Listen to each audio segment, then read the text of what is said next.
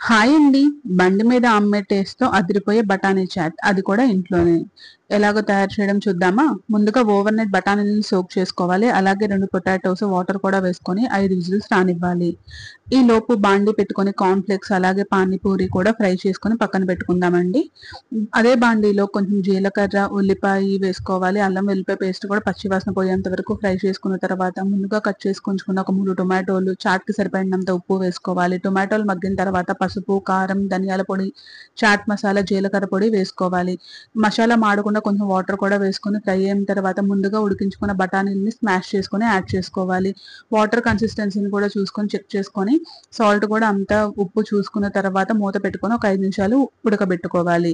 Stove off చేసుకొని చాట్‌ని గిన్నెలోకి తీసుకొని పైనుండి కొంచెం కారము, chaat masala, onions, corn flakes, panipuri, కొత్తిమీర, ఉల్లిపాయ అన్నీ వేసుకోవాలి. అలాగే ఫైనల్‌గా నిమ్మరసం కూడా వేసుకోవాలి.